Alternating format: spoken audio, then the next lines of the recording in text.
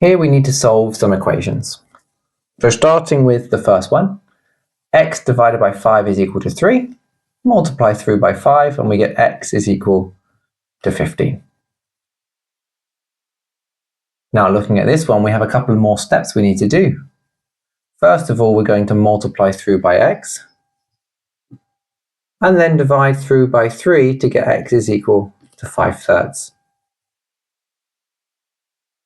X plus 3 is equal to 5. We're going to take away the 3 and we get x is equal to 2. X plus 5 is equal to 3. We're going to take away the 5 and we end up with -2.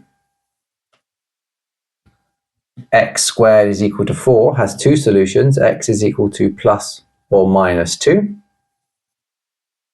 X squared is equal to 2. We again are going to have two solutions, plus or minus, but this time √2. X squared minus 5 equals 3. We start by adding 5, so we get x squared equals 8, which means x is plus or minus the square root of 8. And in the last part, first of all subtract 5, we get x squared is equal to -2.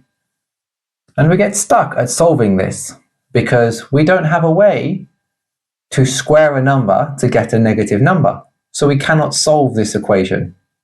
Well, not yet anyway. In this lesson, this is exactly what we're going to be looking at, how to solve this type of equation, which up until now, we haven't known how to solve. But let's think back over these equations that you've just been through, because they, in a very condensed form, tell us the history of mathematics and of different types of numbers. We started in question A with a relatively straightforward equation that gave us a nice positive whole number, 15, as an answer. One minor change to the equation, and now we're not getting a positive whole number, we're getting a rational number, a fraction. Then looking at part C, we get that positive whole number, but again, one minor change, and now we're getting a negative number as our answer. Part E, we're getting two answers, a positive and negative, but there's still a whole number. Could even be a rational number. But then in F, we're getting this √2, this surd, this irrational number that appears. And as I said, this kind of gives us an idea of the invention, the discovery of different types of numbers throughout history. Originally, they were just counting numbers. 1, 2, 3, 4, and the positive whole numbers where we could count things. But as time went by, other numbers came up, and just like in this equation from A to B, when we come to solve equations like this, we solve problems like this, we end up with rational numbers. We end up with numbers that are not whole numbers, but they are a ratio of two whole numbers. And these were the rational numbers, and these have been around for millennia. The ancient Greeks were using them fluidly.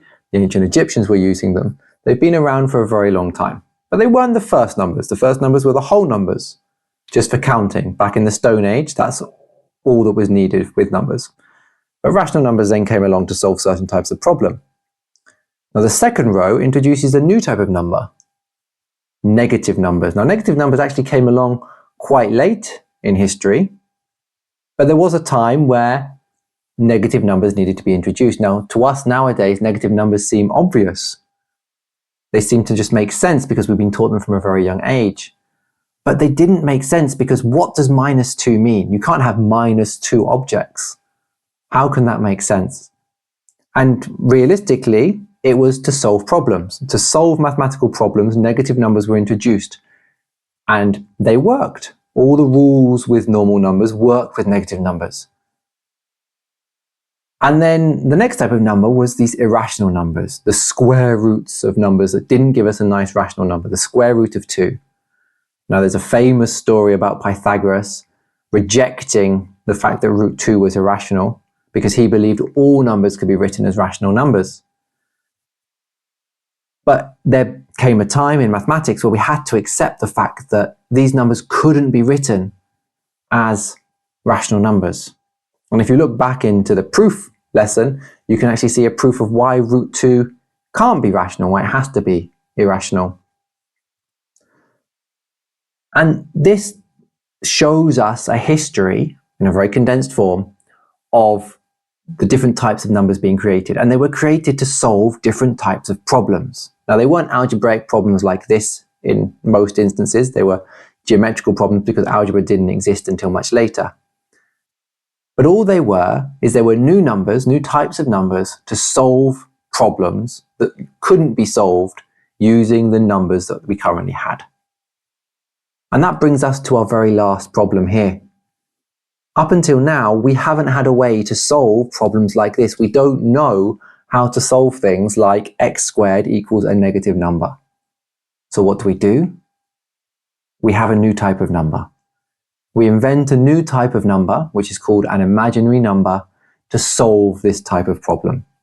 So just like we invented rational numbers and negative numbers and even irrational numbers to solve types of problems, mathematicians invented these new numbers, these complex or imaginary numbers, to solve a type of problem. And the type of problem they were solving was this one. X squared is equal to a negative number.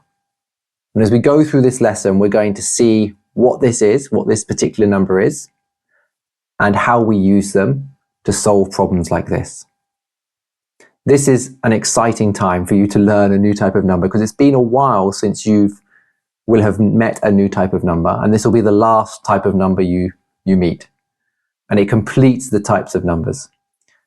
And these really help us give a full picture of all the different types of numbers that exist.